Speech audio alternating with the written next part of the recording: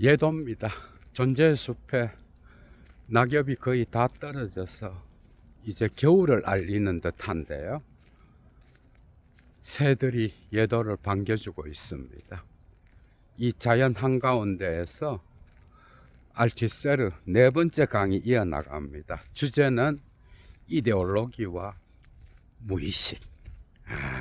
정말 알티세르가 마르크스주의에서 한 작업 가운데 특히 이데올로기로는 가장 큰 공로로 인정받고 있죠. 그죠? 마르크스 이후에 마르크스주의 철학자들이 관심을 가졌던 것은 사실 하부 구조보다는 상부 구조를 뜯어 고치는 것에 집중했다고 해도 과언이 아닌데요. 특히 루카치는 프롤레타리아의 계급의식이 정말 중요하다. 이 계급의식, 대자적 의식을 갖지 않으면 혁명의 시기가 다가와도 성공하기가 어렵다. 이렇게 보면서 이 의식, 베부스트자인 역사와 계급의식, 이게 정말 중요하다고 주장했잖아. 그죠? 그 이후에 뭐 거의 같은 시기인데 그람시, 이 안토니오 그람시가 옥중수고에서 또 이 문화적 헤게모니 전쟁에서 승리하지 않으면 혁명의 시기가 다가와도 혁명을 이룩하기가 어렵다. 이렇게 해서 시민사회론을 주장하게 되잖아. 이런 관점에서 알티세르 역시도 여기에 순응하여, 그죠? 마르크스의 이데올로기 개념을 완전히 뜯어 고쳐서 이제 거의 뭐 완전 존재론 개념이 되어버리는 거야, 이게. 이데올로기가 얼마나 끈덕지게 개인을 주체로 호명하면서 인간을 지배하는지. 그래서 이것은 부르주아 지배 이데올로기가 어떻게 자기 자신의 지배 권력을 유지하고 재생산하는지, 그죠? 그런 마르크스주의의 어떤 전략과 관계되어 있잖아, 이데올로기론이. 그래서 이것은 프로이트 락강과 합쳐지면서 엄청난, 그죠?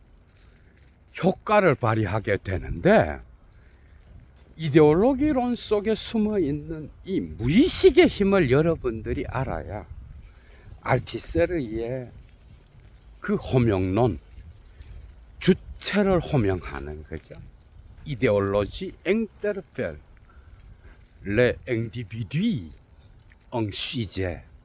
그러니까 이데올로기가 개인들을 주체로 호명한다라고 하는 이것을 보다 더 잘 이해할 수 있는 거야, 여러분. 어느 정도까지 알티세르의 이데올로기 개념이 프로이트나 락강의 무의식 개념과 연관되어 있는가 하면은, 프로이트가 자기 자신의 메타 심리학 논문인 무의식에서 그러잖아. 그죠? 무의식엔 시간이 없다. 무의식의 무시간성을 이야기하는데, 알티세르 역시도 동일하게 이데올로기의 무시간성, 역사의 편재성을 말합니다, 여러분.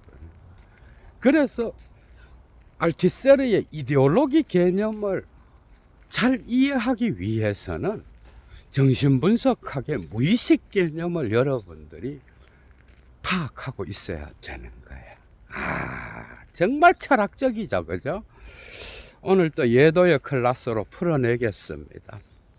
강의의 가치를 아시는 분, 그리고 지금까지 1200여 개의 강의를 통하여 철학적으로 도움을 받으신 분들 가운데 여건이 되시는 분, 꼭 사막의 철학을 위하여 예도TV 후원에 참여해 주시면 감사하겠습니다. 자발적 수업료겠죠, 그죠? 예도의 노동에 대한 대가로서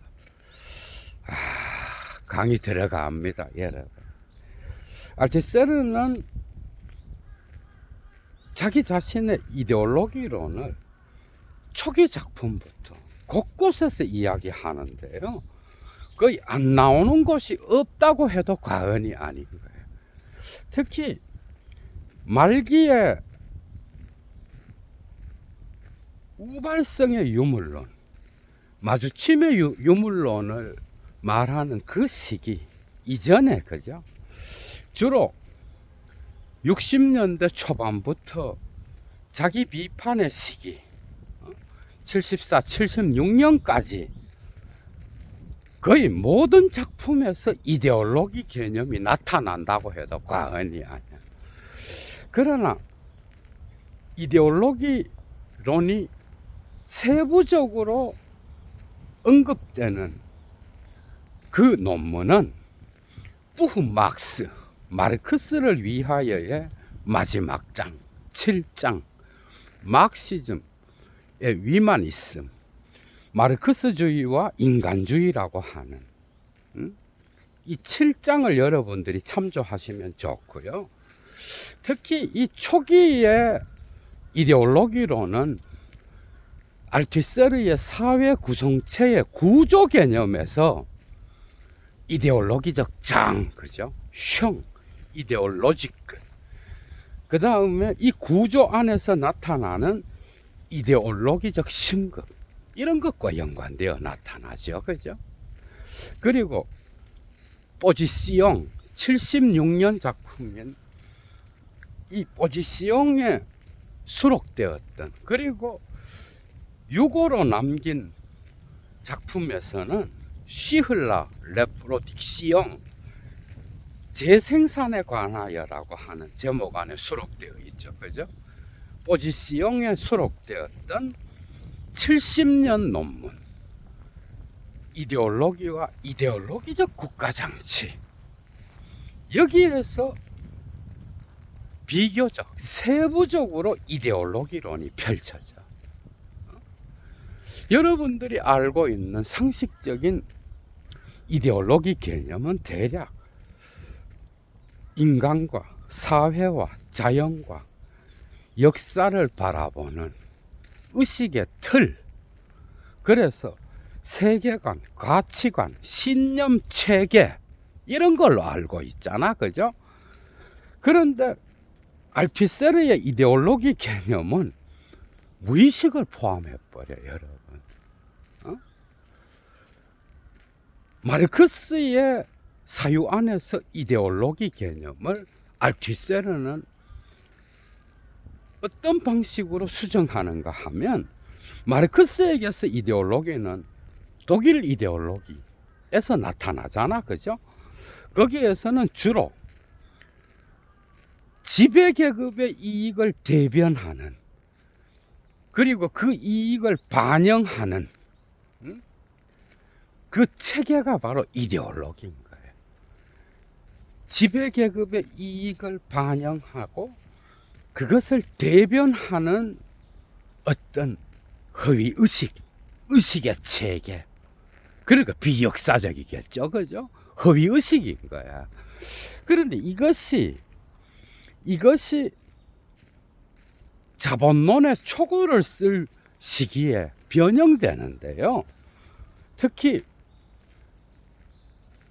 정치 경제학 비판, 서문, 여기에서 상부 구조의 어떤 체계와 연관된 게 이데올로기잖아, 그죠? 그래서 마르크스한테서도 이데올로기는 단지 부정적인 개념으로서 어떤 지배계급의 이익을 대변하는 허위의식, 이런 뜻만을 갖고 있는 게 아니야. 비역사적이고 비현실적인 그런 개념에 그치는 게 아니라 상부 구조의 힘과 관련되어 있는 거예요. 상부 구조. 정치 경제학 비판으로 넘어가게 되면은, 그래서 정치, 법, 종교, 철학 등등 이 상부 구조의 어떤 체계를 지배하는 그런 이념과 같은 거야. 그래서 이것은 비현실적이라기보다는 하부 구조와 더불어서 국가를 구성해 나가는 엄청난 힘으로 등극하잖아. 현실적인 것 중에 가장 현실적인 게 이데올로기인 거야. 그런데 마르크스는 이걸 보다 더 체계적으로 이론화시키지 못했습니다.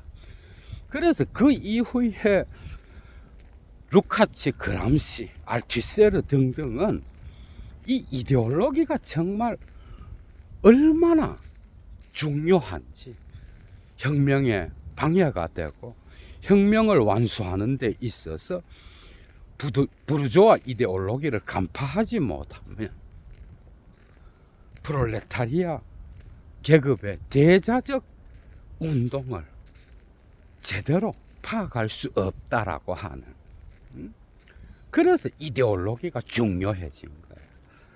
그런데 알티세르는 프로이트와 락강과 연관하여 이걸 완전히 뒤집어 버려요. 정말 심층적 존재론까지 들어가는 엄청난 개념, 역사의 편재성을 상상할 정도로, 그죠? 엄청나게 넓고 깊은 개념으로 인간의 모든 삶의 실존을 지배하는 그런 개념으로까지 확장되는데, 그게 프로이트, 락강과 결합되면서 그렇게 되는 거예요. 특히 알티세르의 강의록인 1963년, 64년 강의록 푸시카날리즈의 시영스 위면은 정신분석과 인간과학이라는 이 강의록이 매우 중요하고요.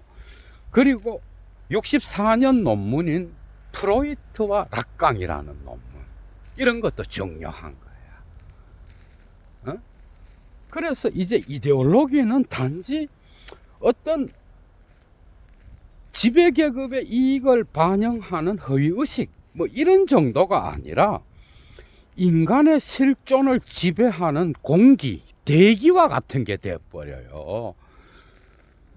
마르크스를 위하여 7장에 나오는 마르크스주의와 인간주의에, 그죠?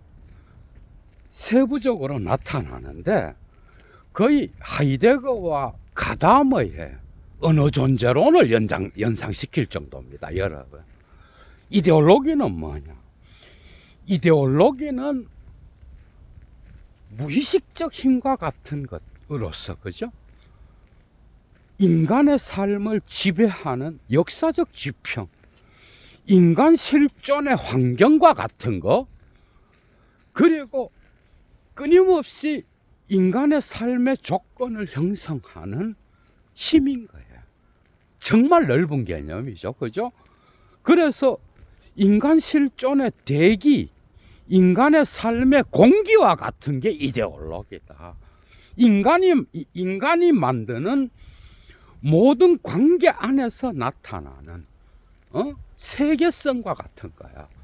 그러니까 인간이 태어나기 전에도 있었고 인간이 죽고 나서도 있는 거, 언제나 이미 하이데거적으로 거기에 있는 게 이데올로기인 거야. 이게 이제 이데올로기는 락강에게로 나타나게 되면은 상징계와 상상계를 전부 통합한 개념으로 드러납니다. 상상계와 상징계를 통합하여 알투세르는 이데올로기 개념을 수정하고, 그죠? 거기에서 자기 자신의 철학을 확립하게 되는데, 이것은 언제나 이미 거기에 있는 거예요. 무시간적으로 역사 편제적으로 필연적으로 인간의 의식과 인간의 물질적 조건을 지배하는 힘인 거예요. 이데올로기는 단지 관념적이기만 한 게 아니라 물질적인 거예요. 사회적 제도와 관계하여 이것은 제도 안에서 나타나는 관행이나 실천, 특정 종교나 교육시설의 어떤 그 장소적 구조 안에서 드러나는 물질적 조건 안에서 드러나는 힘인 거예요.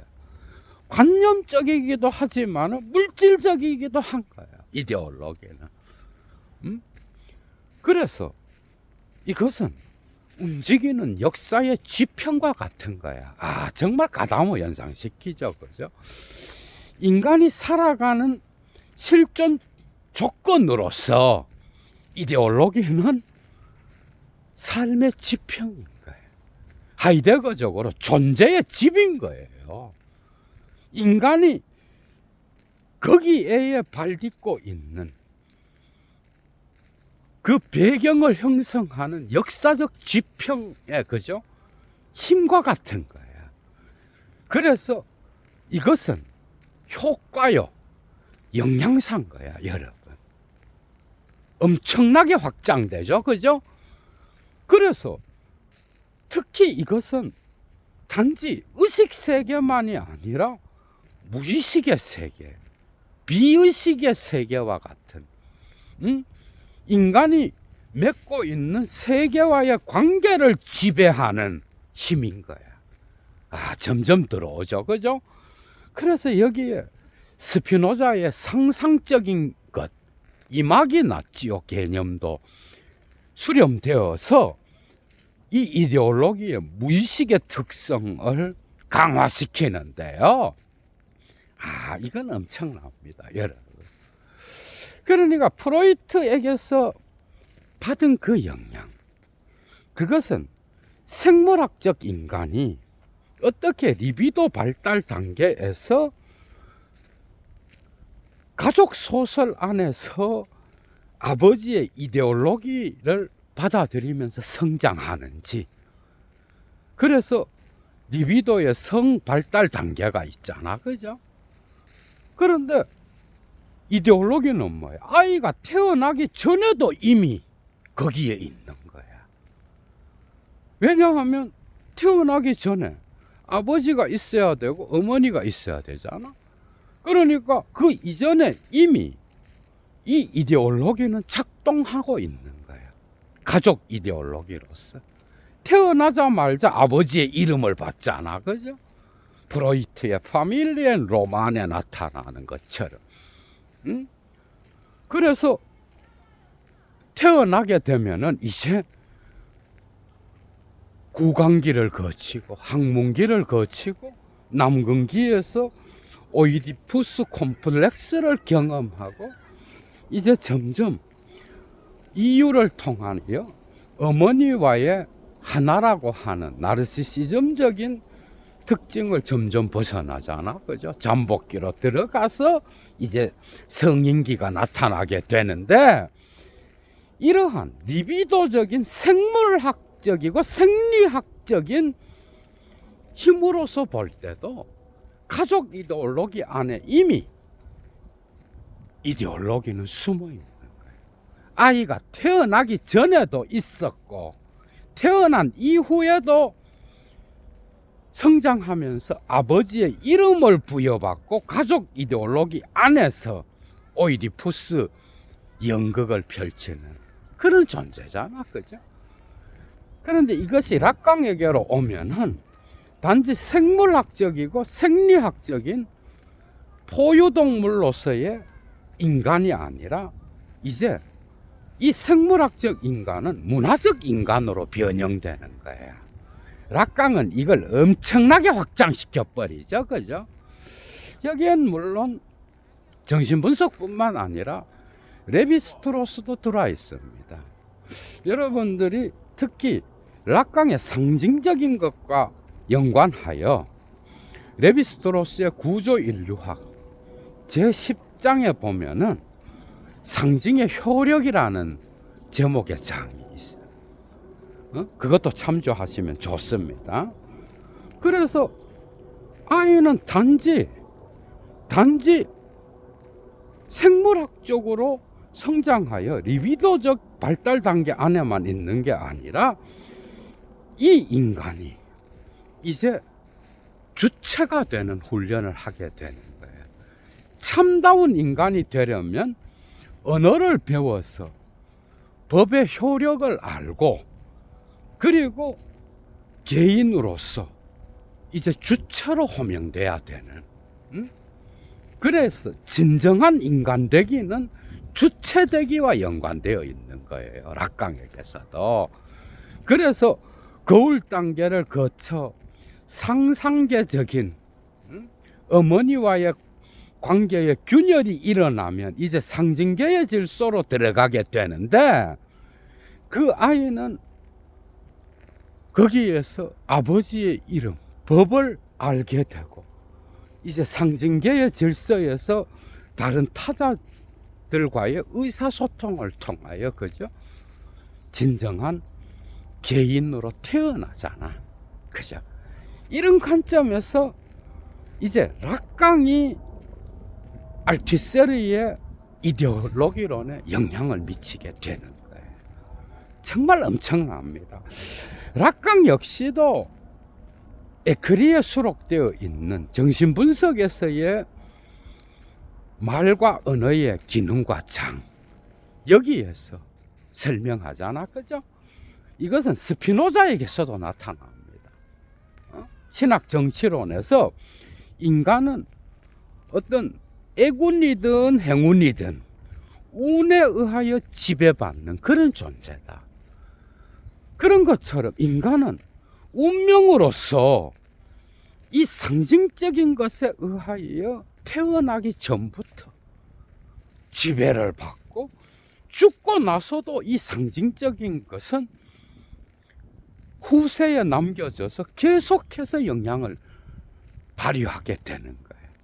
그래서 생볼릭, 르생볼릭, 이 상징적인 것은 단지 그 아이가 태어날 때부터가 아니라 태어나기 전에 그 아이의 운명과 같이 언제나 이미 거기에 있었고 죽고 난 뒤에도 없어지지 않고 거기에 있는 거예요. 그래서 하이데거 가다머적으로는 언어 영양사와 같은 거예요. 언어는 존재의 집인 거예요. 그래서 상징 질서는 뭐예요? 언어와 연관되잖아. 그죠? 그런 정도로 이데올로기는 인간에게 지배적인 힘을 갖고 무의식적으로 작동하는 힘인 거예요.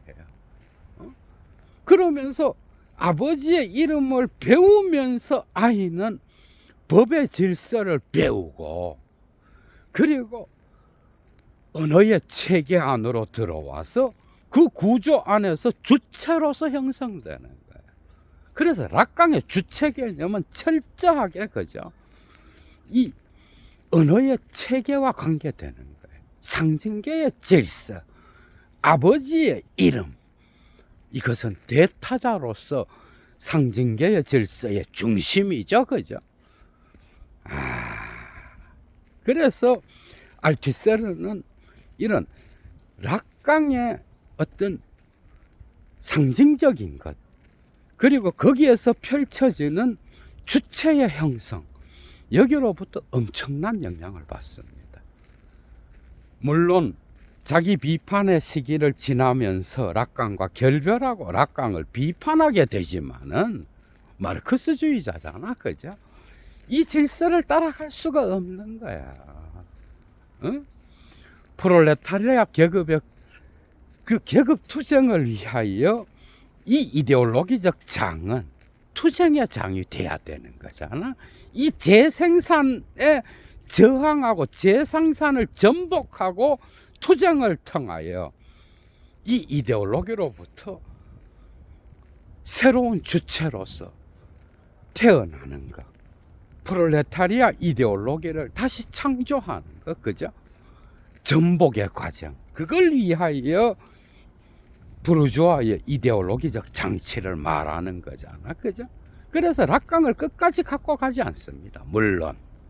그러나 이데올로기론에서 락강의 이 무의식의 주체, 상징론에서, 상징계에서 나타나는 언어의 효과를 통하여 드러나는 이 주체의 형성, 주체는 구성하는 게 아니라 구성된다라고 하는 이 포스트 모더니즘의 어떤 명제와 같은 것, 이것과 가치가 이데올로기론에서는.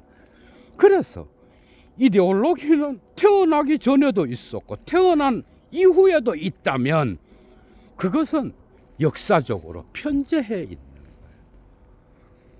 거예요. 인간은 이걸로부터 벗어날 수 없어. 그죠?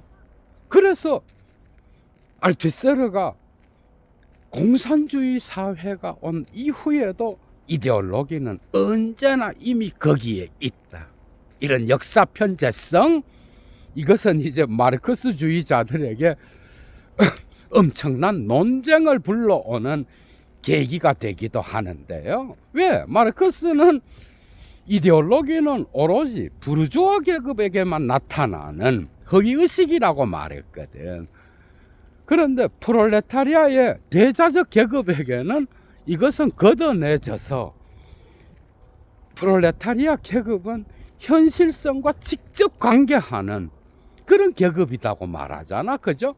이 점에서 즉자적 계급인 부르주아 계급에게만 이데올로기가 있는 것처럼 마르크스가 말했는데 알티세르는 이걸 완전히 수정해 버리는 거예요. 정말 현대적으로 알티세르가 훨씬 더 적합하죠, 그죠? 19세기 상황이 아니니까.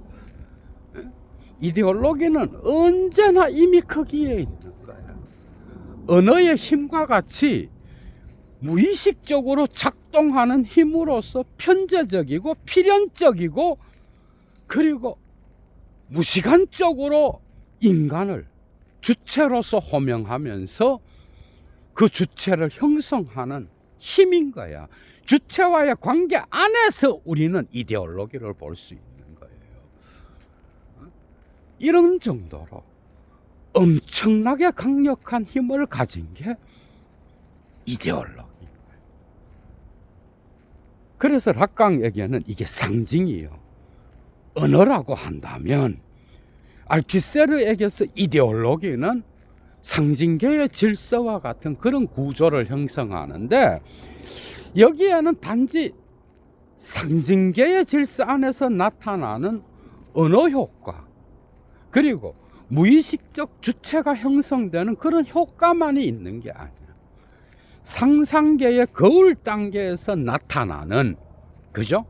어떤 오해의 변증법, 인식은 하는데 거기에는 잘못 인식하는 이미지를 실제라고 생각하면서 사기를 치고 기만당하게 되는 그 특성이 이데올로기의 특성 안에 포함되는 거예요. 이해가 되죠? 그죠? 르꼬네성스, 메꼬네성스, 인식은 하지만은 그 인식은 오해될 수 있고 그 인식은 잘못될 수 있다라고 하는 이 상상계의 거울 단계에서 나타나는 어떤 그 이미지, 그죠? 그것은 전부가 아닌 거예요. 그래서 허위의식과 같이 그런 상상적인 것도 포함하는 거예요. 여기에 스피노자가 들어오잖아, 그죠? 스피노자에게서, 특히 에티카에게서 나타나는 세 종의 인식 단계가 있는데 첫 번째가 바로 상상적인 것의 인식 단계인 거예요. 이걸 수용하거든. 두 번째가 지성적인 단계, 의견이 나타나고 그리고 자연 안에서 사물들의 인과관계를 파악하는 이성과 지성을 활용하는 단계, 이게 2종의 인식 단계잖아. 마지막 3종의 인식 단계가 자연 세계 안에서 이 사물의 영원한 이치를 보고 신의 질서를 파악할 수 있는, 어떻게 보면 영적인 단계로서의 인식인 거예요. 이게 바로 직관인 거예요. 이게 스피노자의 인식 단계잖아. 그럼 상상적인 것, 제1종의 인식 단계는 뭔가 하면은 인간이 외부의 어떤 힘으로부터 반응을 일으키는 인식인데요. 이건 단지 인식론적인 게 아닌 거야. 스피노자한테서도. 스피노자한테서 상상적인 것은 어떤 외부의 힘, 외부의 소산적 자연들과 관계를 맺을 때 1차원적인 것은 인간이 신체로서, 그죠? 거기에 반응을 일으키잖아. 그때 발생하는 느낌과 정서, 그리고 이 세계와 맺는 관계, 거기에 상상적인 게 작동하는 거예요. 그러니까 정치적인 삶, 인간적인 삶, 생활 세계의 일상의 삶, 이런 거는 전부 다가 일종의 인식 단계인 상상적인 것에 속하는 거예요. 물론 여기에는 체계적인 지성의 단계에 의하여 어떤 이성적인 질서가 나타나는 단계는 아니지만은 외부의 힘에 의하여, 몸에 의하여 촉발된 감정적인 거, 정서적인 거, 그래서 무의식적인 것과 관계되겠죠. 그래서 파시오, 정념, 수동적인 감정, 그리고 꼬나토스, 자기 보존 본능으로서 존재의 불연속성을 연속성으로 이어가려고 하는 힘, 이런 것들과 상상적인 건 관계되는 거야. 이 점에서 스피노자의 상상적인 것의 개념은 무의식적인 것과 관계되는 거예요. 이것이 이데올로기론에 합쳐져 있는 거예요. 그러니까 락강의 거울 단계에서 상상적인 것은 자기 자신, 거울에 비친 자기 자신의 상이 전부라고 생각하잖아. 그 이미지를 실제라고 생각하는데 사실은 거기에는 잘못 인식할 수 있는, 오해할 수 있는 메코네성스, 잘못된 인식, 사기를 쳐서 기만당할 수 있는 특징, 그게 상상계의 특징이잖아. 푸호드, 그죠? 락강한테 있어서. 그리고 여기에서는 나르시시즘적인 자아 분열이 있어서 어머니와의 어떤 이유가 끝나지 않아서 어머니와 한 몸이라고 생각하는 거예요. 아이는 자기 몸과 정신이 자유로운 주체로서 자아를 형성한다고 생각지 않은 거예요. 몸과 정신이 따로 노는 거예요. 그죠? 균열된 상태, 자아 분열의 상태. 이것이 또한 알투세르의 이데올로기론 안으로 포함되는 거예요, 여러분. 그러니까 상징적인 것에서 어떤 큰 그림, 이데올로기적 국가정치의 그림이 형성되고, 그리고 상상적인 것이 이 주체를 형성하는 과정에서 이데올로기의 효과로서 거기에는 오인될 수 있는, 잘못 인식되어서 기만당할 수 있는 특징도 이데올로기론에 들어가 있는 거예요. 이해가 되죠, 그죠? 그러니까 락강과의 관계 안에서 보면은 락강이 상상계에서 형성되는 게 자아잖아, 그죠? 에고. 그런데 상징계에서 언어의 질서, 법의 힘, 기표들의 연쇄, 이런 것에 의하여 형성되는 건 뭐예요? 그게 시제, 주체잖아, 그죠? 그런데 이 둘을 통합해 버리는 거예요. 구분하지 않습니다. 알투세르와 락강의 가장 큰 차이는 이 점인 거예요. 그리고 상상적인 것에 스피노자의 상상 개념의 존재론적인 특징, 이 세계와 관계 맺는 신체의 조건, 이게 이데올로기론 안으로 들어오게 되는 거예요. 이런 방식으로 알티세르는 자기의 이데올로기론을 무의식적 존재론으로 고쳐버리는데요, 엄청난 영향이 있는 거예요. 심지어 이것은 신의 존재보다도 더 강력한 힘, 라캉한테도 나타나잖아. 특히 라캉한테서 상징체계의 그 힘, 상징적인 것의 힘은 언어와 말의 기능과 장뿐만 아니라 무의식에서 문자의 신금이라는 논문, 그죠? 여기서도 강하게 나타나잖아. 그래서 이것은 그 대타자인 신의 존재를 분석하게 되면은 여러분들이 이데올로기가 얼마나 무의식적으로 작동하는지를 더 잘 이해할 수 있는 거예요. 실제로 알투세르는 이데올로기와 이데올로기의 국가적 장치의 논문에서 이 대주체를 분석하기 위하여 출애굽기 3장을 분석합니다. 응? 이데올로기의 무의식적 특징, 그죠?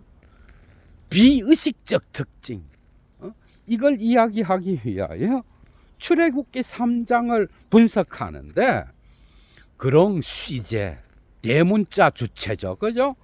그런데 락강은 63년도 미완의 세미나 데농 디페크, 아버지의 이름이라는 그 63년 미완성의 세미나에서 이때 아마 락강이 국제정신분석학회에서 축출당하잖아, 그죠?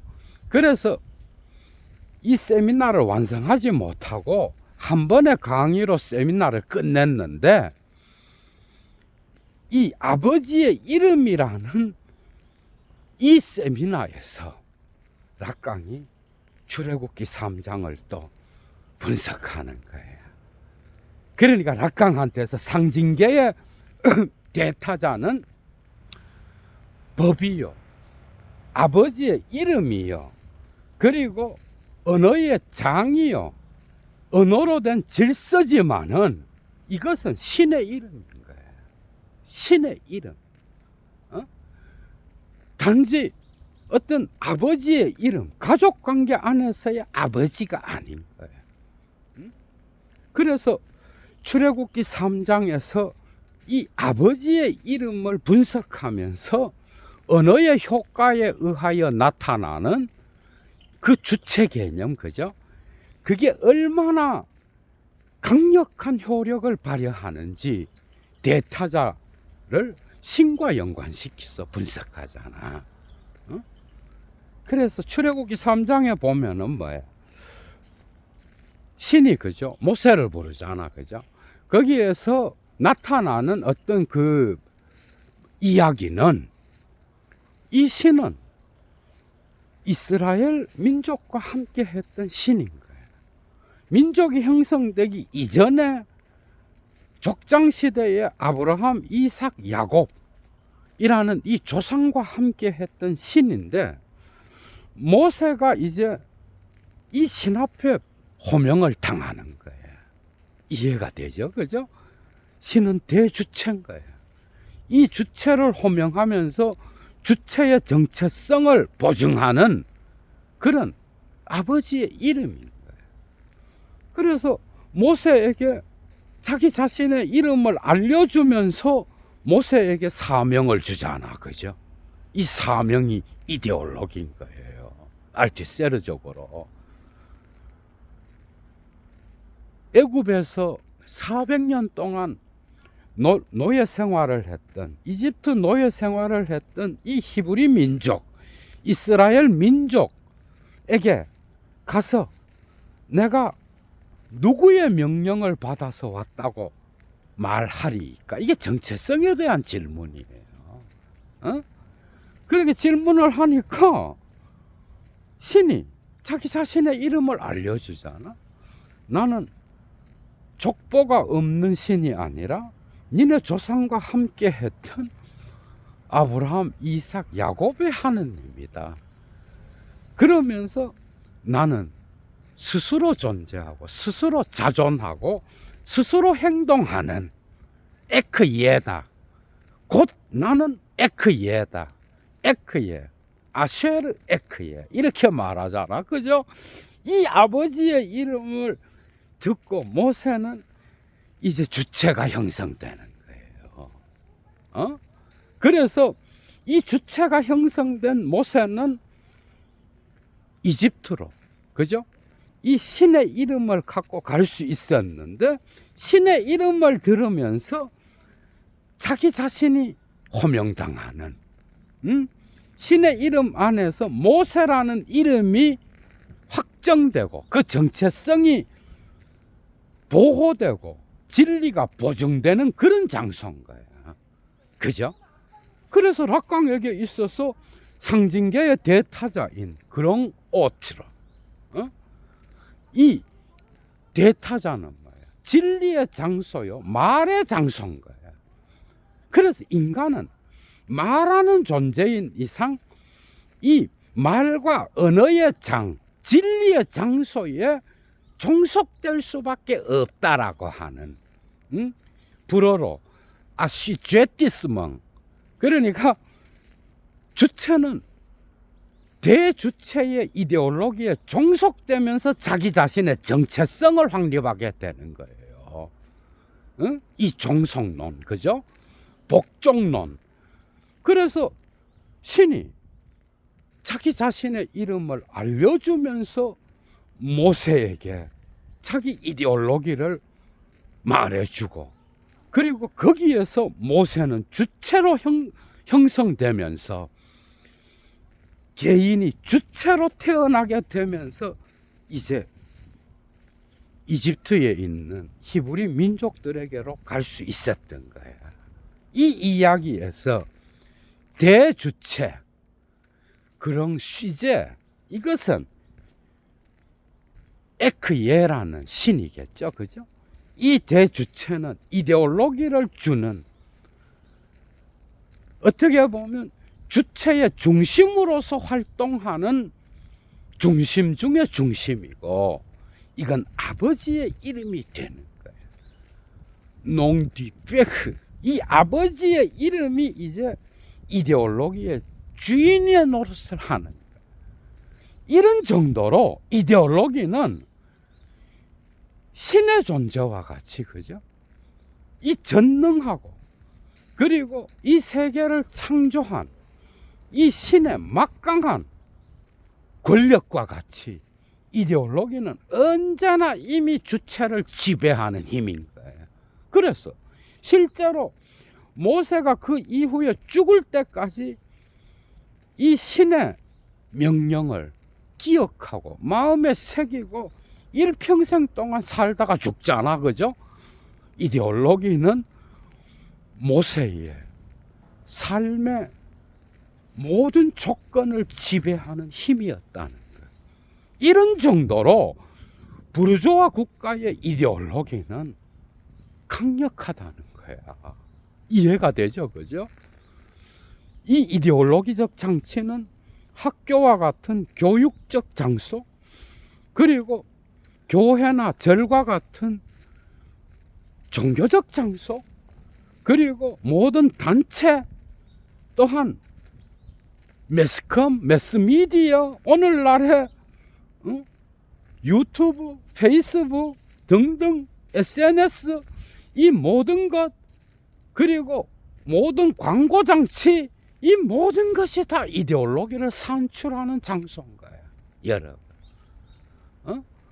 이것은 우리가 의식적으로 이 이데올로기에 오염되는 게 아니라 우리는 무의식적으로 이 이데올로기의 장에 갇혀서 나 자신을 주체로서 호명당하기를 원하고, 그죠? 거기에서 내 자신의 물질적인 것과 관념적인 모든 힘들을 이걸로부터 받으면서 주체로 서게 되는 거예요. 이런 정도로 이데올로기는 그죠? 모든 곳에 편재해 있으며 시간을 초월하여 작동하는 무시간적인 힘이요. 그리고 곳곳에 의식적으로 내가 의식할 때만이 아니라 의식하지 않고 무의식적으로 나를 침투해서 나를 지배하는, 그래서 이데올로기는 개인을 주체로 호명하는 거예요. 그래서 락강에게 있어서 곳곳에서 나타나는 이 상징적인 것의 힘, 그죠? 이것은 엄청난 힘인 거예요. 그런데 이 힘은 언제나 상상적인 것과 더불어서 오해를 일으키고, 그리고 이미지를 실제로 착각하여서 어떤 허위의식을 만들어내고, 그죠? 그래서 그 사람에게 끊임없이 욕망의 주체로서 특정 욕망을 추구하게끔 하면서 그 욕망을 붙잡지는 못하는, 인식하면서 그 인식이 실패해버리는, 그래서 오인하게 만드는 그런 상상적인 것의 특징까지 갖고 있는 거예요. 이것이 이데올로기론 안으로 들어와서 함께 작동하는 거예요. 신체를 가진 이상 인간은 그죠? 자기의 상상력을 통하여 외부의 어떤 다양한 존재자들의 힘으로부터 정념을 얻게 되죠. 내부로는 자기 보존 본능을 갖고 있죠. 그래서 이 세계를 바라볼 때 그는 언제나 이미 자기의 상상적인 것을 갖고 세계를 형성하잖아. 그래서 상상적인 것은 인식론적인 주관적 힘이 아니라 인간이 세계와 관계 맺을 때에 언제나 이미 거기에 작동시키는 무의식의 힘인 거야. 이 점에서 알티세르의 이데올로기 개념은 베르그손의 순수 과거와 같은 엄청난 존재론적 무의식의 힘과도 연관될 수 있는 거예요. 이런 정도로 이데올로기는 무시무시한 거예요. 이데올로기로부터 벗어나 있다? 이 말을 하는 자는 말하는 순간 바로 이데올로기에 잡혀 있는 거예요. 이런 역사 편재적이고 영원하며 무시간적이고, 그리고 또한 여기에서 더 나아가 필연적으로 이데올로기적 장에서 작동하는 이 힘은 주체들을 형성하는데, 이 힘으로부터 그렇다면 벗어날 수 있는 길은 무엇인가? 여기에서 이제 계급투쟁의 장으로서 이것을 파괴해야 된다라고 하지만은 알티세르는 그죠? 이것을 사회 경제학적으로 마르크스적으로 계급투쟁으로 풀려고 했는데 뭔가 모순이 나타나게 됐죠. 해결하지 못한 거야. 그래서 오히려 알티세르의 이데올로기로는 마르크스주의 안에서 계급투쟁을 통하여 뭐 혁명으로 간다, 이것보다는 이 인간에게 자본주의의 욕망을 일으키는 이 힘이 얼마나 강력한지, 그죠? 이 자본주의의 욕망이 기계로서 인간을 지배했다가, 그리고 인간을 풀어주었다가 하면서 인간을 무의식적으로 노예로 만드는 그 장으로서, 그죠? 얼마나 이게 무시무시한지, 여기에 이제 모든 현대 철학자들이 관심을 갖게 되는 거잖아, 그죠? 이데올로기 안에서 이데올로기의 환상을 가로질러 갈 수 있는 거야, 여러분. 지적적으로도. 이 이데올로기로부터 자유로운 자는 하나도 없습니다. 영원히 침묵하는 자는 자유로울 수 있지 몰라. 그러나 그 역시 상상하는 것 이상 그 역시도 이데올로기에 잡혀 있겠죠. 그래서 이데올로기는 역사의 지평, 인간의 삶의 공기, 숨쉬는 것, 그리고 언제나 이미 인간의 리비도를 지배하는 그런 힘으로서 보이지 않게 인간에게 작동하는 그런 요소인 거예요, 여러분. 철학적으로 풉니다. 마지막으로 어떻게 보면 여러분 생각해봐. 인간이 상징적 질서를 만들 수 있다는 거. 그죠? 인간이 언어를 통하여 실제에 접근할 수 있다는 거. 이미 니체로부터, 그죠? 우린 배우잖아. 그거 자체가 인간은 이데올로기적 존재로서 이데올로기적 동물이라는 거예요. 그래서 알투세르 역시도 자기 자신의 70년 논문에서 말하잖아. 그죠? 인간은 이데올로기적 동물이다. 인간은 사회적 동물이다. 그런 정도로 이데올로기적인 것은 인간에게 뗄 수 없는 그런 특징이라는 거예요. 인간이 언어를 사용한다는 거예요. 인간이 자기의 눈으로 자기 중심적으로 사물을 인간화시킬 수 있다는 것. 특정한 의식과 인식의 틀을 가질 수밖에 없다는 것. 특정한 관점을 가질 수밖에 없다는 것. 그래서 그가 바라보는 모든 것은 이미 해석이라고 하는 것. 이 모든 게 니체적 관점이요. 니체 철학의 특징이잖아. 그죠? 이게 바로 알투세르의 이데올로기론과 그대로 연결됩니다, 여러분.